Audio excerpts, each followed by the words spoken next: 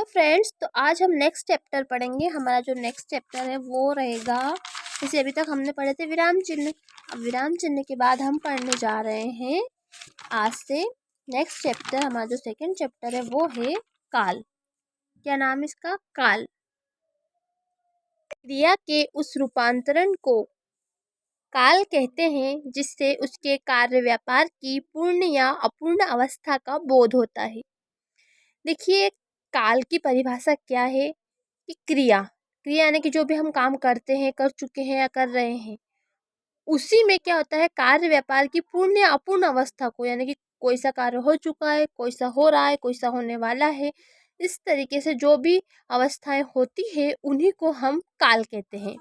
ठीक है। अब क्रिया के स्वरूप काल को 3 भागों में बांटा गया है। एक होता है भूतकाल, एक होता है वर्तमान काल और एक होता है भविष्य काल। देखिए फ्रेंड्स, वैसे तो भूतकाल को क्या बोलते हैं हम, जो बीत चुका है, वर्तमान काल जो अभी चल रहा है, और भविष्य काल जो कि आने वाला है। ये इसकी सिंपल परिभाषा है जो कि आप सभी भी जानते होंगे। लेकिन अगर एग्जाम में देखा जाए तो पूरा डिटेल में अंदर तक पूछा जाता है। तो अगर हमको इसको पूरी तरीके से समझना है, जो कि थोड़ा आपको कठिन पड़ेगा, लेकिन इसका पूरा डिटेल में लेके आई हूँ, तो आज हम उसको उस तरीके से समझेंगे।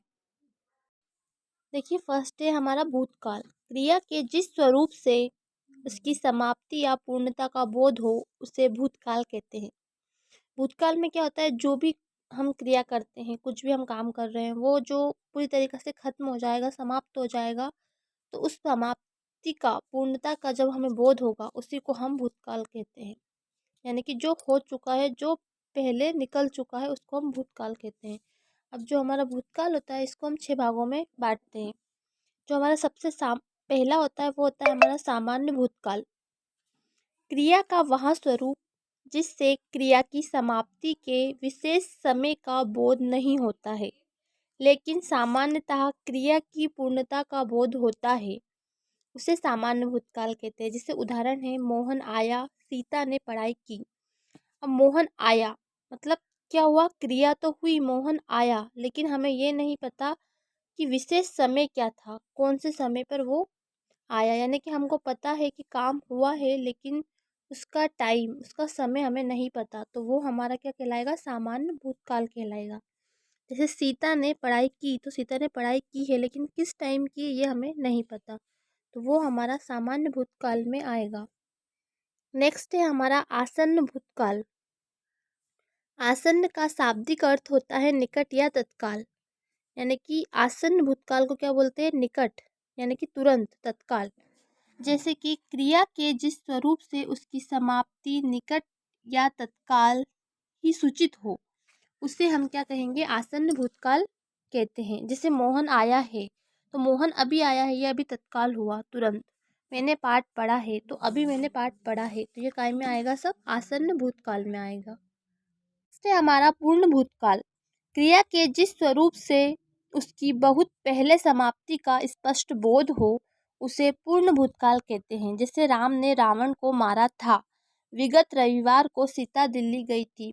अब पूर्ण भूतकाल में क्या होता है कि जो काम सही तरीके से पूर्ण हो चुका है, जिसका हमें टाइम भी पता है कब ऐसा हुआ था। जैसे विगत रविवार को, यानी कि पिछले रविवार को सीता दिल्ली गई थी, तो ये काम हो भी चुका है और कब हुआ है ये हमको पता है, तो इसे हम बोलेंगे पूर्ण भूतकाल, यानी कि पूर्ण रूप से भूतकाल है, तो इसको हम बोलेंगे पूर्ण भूतकाल।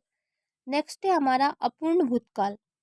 क्रिया का वह स्वरूप जिससे यहाँ पता चले कि क्रिया भूतकाल में हो रही थी, लेकिन भूतकाल में उसकी समाप्ति का बोध न हो, अर्थात क्रिया की भूतकाल से पूर्णता का बोध न हो, उसे अपूर्ण भूतकाल कहते हैं।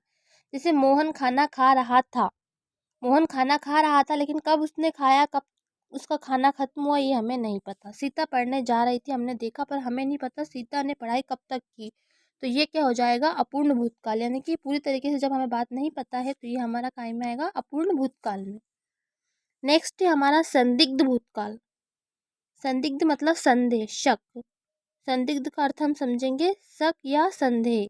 क्रिया के जिस स्वरूप से क्या होता है, उसके होने या ना होने के संबंध में संदेह हो, शक हो, उसी को हम क्या बोलेंगे, संदिग्ध भूतकाल बोलेंगे।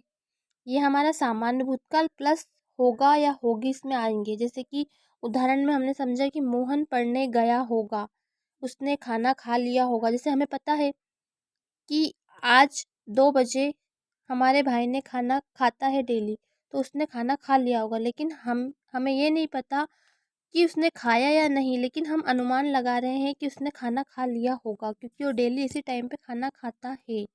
तो ये काय में आ जाएगा, संदिग्ध भूतकाल में आ जाएगा। जैसे मोहन पढ़ने गया होगा, मोहन रोज स्कूल पढ़ने जाता है, तो मोहन स्कूल पढ़ने गया होगा, लेकिन हमें पूरी तरीके से पता नहीं है, सिर्फ हमें अभी क्या है, संदेह है। नेक्स्ट जो हमारा वो लास्ट वाला है हमारा हेतु हेतु मद भूतकाल। हेतु हेतु मद भूतकाल में क्या होता है, क्रिया के जिस स्वरूप से यहाँ पता चलता है कि वहाँ भूतकाल में होनी चाहिए थी, लेकिन किसी कारणवश उसके ना होने का बोध हो, उसे हेतु हेतु मद भूतकाल कहा जाता है। जैसे उदाहरण समझते हैं, मोहन पढ़ता तो सफल होता, मैं खाता तो पेट भर जाता।